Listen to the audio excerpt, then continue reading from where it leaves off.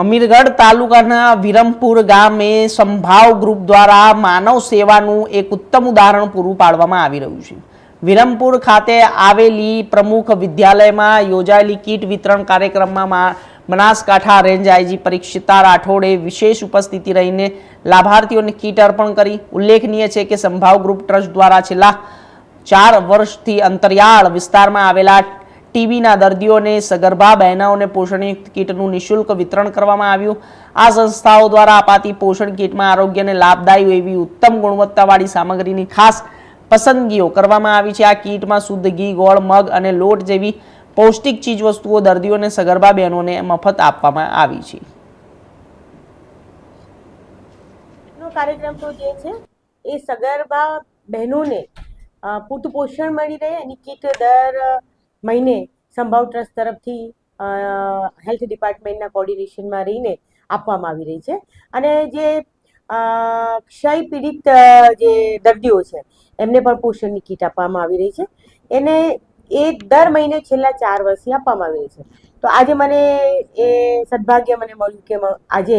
આ મહિનાની કીટ આપવા માટે હું અહીંયા આવી છું અને એ બધા મહિલાઓ અને બાળકોની કીટ પૂરી પાડવામાં આવી છે।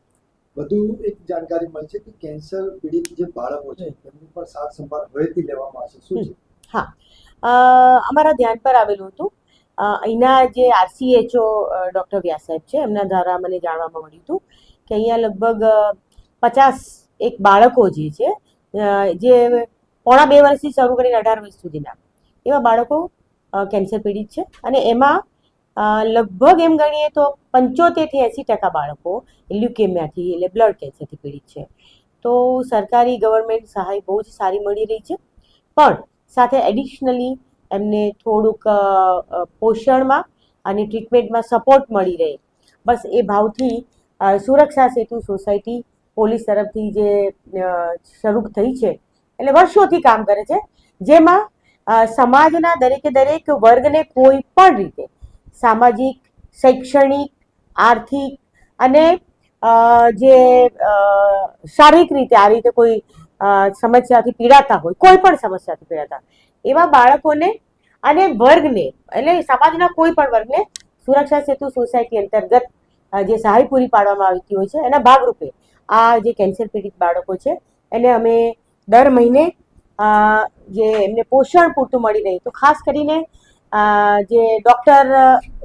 ઓન્કોલોજીસ્ટ છે એમના માર્ગદર્શન હેઠળ એમને પ્રોટીન વધારેમાં વધારે પૂરું પાડવામાં આવે એમના મળી રહે એ હેતુથી પ્રોટીનને લગતી અને એમના ડાયટને લગતી પ્રોપર કીટ દર મહિને